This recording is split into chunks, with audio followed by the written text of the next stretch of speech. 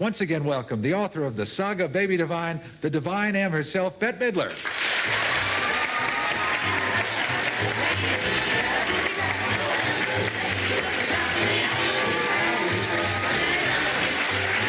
All right, welcome back. Thank you. This is a big day for thousands of people out there. The response to the recipe contest has been overwhelming, and I said I was going to ask you. I forgot to ask you back there. Would you help me out with Oh, this? yes, I'd be delighted. Great, But I hope nobody's... Yes, I'd be delighted, but I hope there's no, I know what you're terrible worried. You're worried that repercussions. somebody's going to get cross at you because you didn't pull their thing That's in. right. All right, so just look the other way when you do it. Okay, I will. All right, I'll keep here my we go. eyes shut. We're going to twist it. Brute strength. All right. Okay. Miss M. There you go. Oh, my God. Yeah, just reach in there and pick out 5 of them. 5? I'll pick them out one at a time. Yes. There's one. What are you doing with your head down there?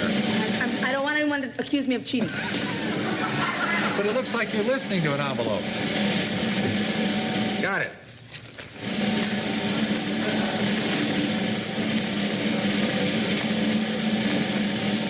There we go. One more.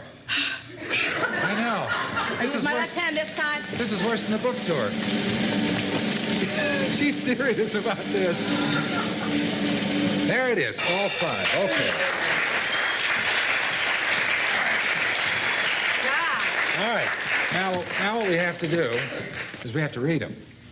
Okay, I'll give you a couple. We'll just read the name and the city that they're from, okay? Okay. All right. First one. David Spice from Peoria, Arizona. Mrs. Jean Roth from Groton, New York. Okay, this is Jill Wassinger from Alamosa, Colorado. This doesn't have a name on it, just an address. All right, open it up and find out. And I've got one here, Christy Smith from Grand Prairie, Texas. Nancy Welch, Summit Drive, Greer, South Carolina. Okay, that's the 5. Congratulations. Wow. And Oh, fabulous. I guess. these will all go today to Margot Kadushin, one of our Magazine chefs, cooks and extraordinaire. She's going to test all 5 and come up with her favorite, and then one of you is going to be flown out here and cook your recipe right here on the Our Magazine stage. So that plus a lot more in today's edition of Our Magazine. Thank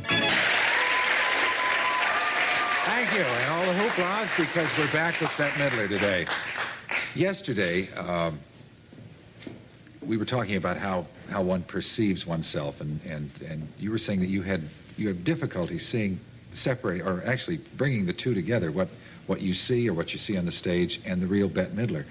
And just as we were about to finish, you mentioned that you walk in your house for 10 years now. You don't know who lives there. I have no idea who lives there. I mean, I'm sure she's very nice. She reads a lot of books. Her taste is exquisite, but I have no idea who that is. I guess it's because I've been gone. I've been on the road for over a year.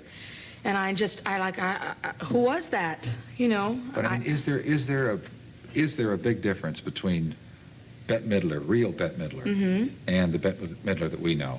Oh, absolutely. You wouldn't want me to come on the way I do. Yes, I would, as a matter of fact. You would? Sure. I will. I'll surprise you one of these days. You will? Mm-hmm. You're going to get quite a You're little talking about the real Bette Midler. Oh, the real Bette Midler, the one who wears eye shades and earplugs to go to bed at night. You know, that one. You know, when the eye shade comes off and all the little wrinkles are under your face. That kind of thing. Do you like her? Do I like her? Oh, I'm very comfortable with her, yes. Yes. She's been with me for so long, you know. It's the other one who I'm not so sure of. You know, flashy the one and trashy. Yeah, the flashy, trashy one, the one that's on the stage. She's very difficult to live with because she has a lot of, you know, she has ambition. Whereas I really have no ambition at all. I'm basically very, very lazy. You know, and my idea of a good time is to do absolutely nothing, to be a slug, you know. But all right, for example, we're sitting here right now, and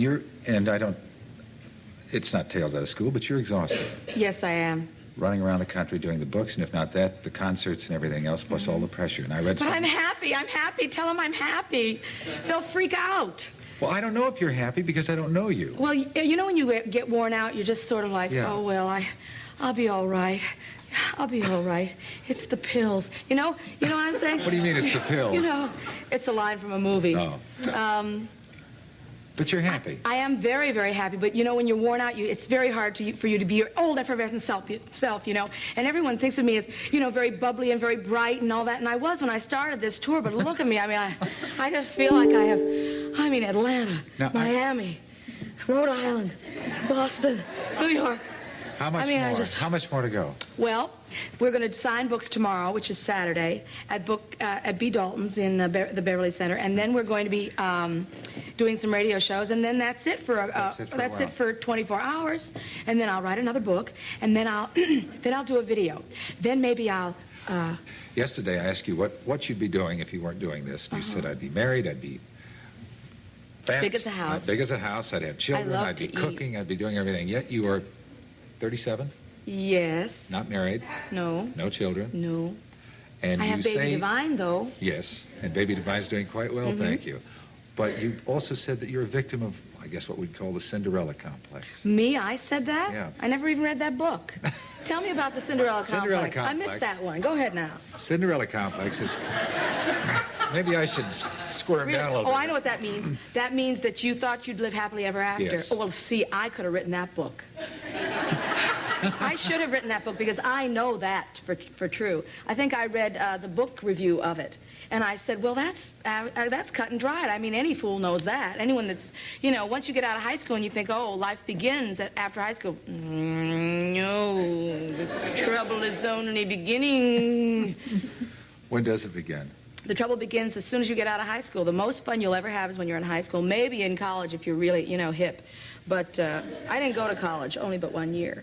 So I can't tell you about college, but I can tell you that I was very, very cheerful in high school, but I didn't know how much of an effort real life was going to be. I didn't know about business, and I didn't know about competition, and I didn't know about certain, how hard you have to work. Really, it's so surprising. People aren't prepared. If you had a child, what would you... Name it? What would you know? Now, that I'm not even going to ask you. But, well, why not? What would you name it? Oh, something from the French, I think. I'm sure. Napoleon, Tolstoy, perhaps. Now, what would you give to that? Caesar is a good name. What? What would you give to that child to prevent her from going through, or him, from going through what you've gone through? Well, the first thing I do is make them read Baby Divine. That's the first thing. So they know that as special as they are, everybody else out there considers themselves special too. But what about the day-to-day stuff, the stuff you just referred to, the struggle, the fight, well, I think I would, intimidation? Yes, I would be pretty bold about that. I think you have to give a child a pretty strong foundation. You have to be realistic. You can't just say that it's all, you know, flowers and rainbows, because it's not. It's not being fair to the child. You should give them that, a good foundation of that, but you have to have a nice balance too, and get them ready for what it's all about. You know? Time isn't on your side, yet it seems today... Gee, you're brutal. I'm not brutal. What do you mean time ain't on my side? Time is not I'm on just your a side baby. in terms Mick of Jagger says time is on my side. And I believe everything Mick Jagger says. Mick Jagger doesn't know what time it is. Mick Jagger's 40. He's still singing time is on my side. Yeah, but if he had to bring a baby into this world, I don't think he'd be singing that. He is. Is he? He's just having one. He and Jerry Hall. Big news. You heard it here. Are they splitting it 50-50? No, but I mean in terms of you having a biological child. Oh, the clock. Oh, the biological clock ticking. But also that doesn't have to end there. There are adoptions. Oh, yes. Oh, yes. Would you like to have one? Oh, yes, I would. Yes, I would. That's next on the agenda. I mean, I'm thinking about it, but you know, you have to be it's a big responsibility there. It's not a toy. It's not something you just have for 5 minutes and you play with until you're tired of it. It's there. And you have to, that's a big, big commitment. You have to have plans for it. You have to be prepared, you know? Sometimes I think a lot of people let kids come into the world and they think, oh, it's going to be so much fun. We're going to have a little baby, you know. We're going to be able to play with it and nurse it and buy clothes for it and dress it up.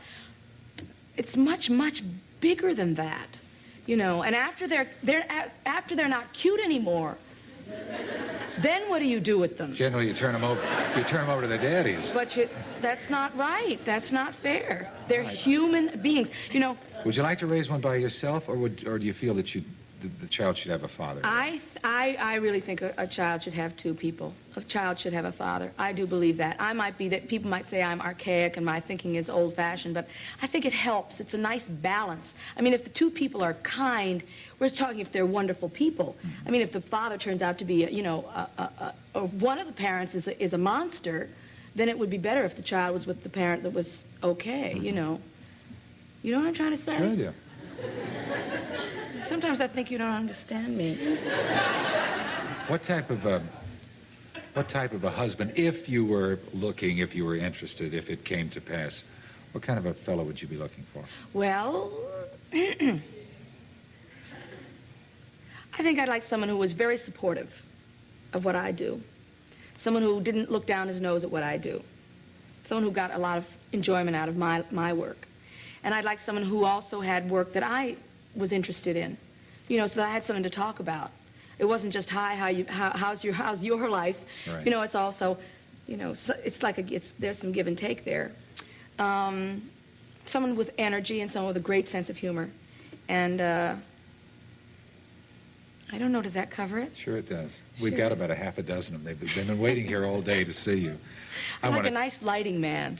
Someone who's going to make me look fabulous every time wherever I go, sort of carry his light with me. I want to thank you for spending this time in your busy, busy schedule. The book is The Saga of Baby Divine, and it speaks to old as well as young. Thank you for being here. Thank you, dear. We'll return in a moment after these messages.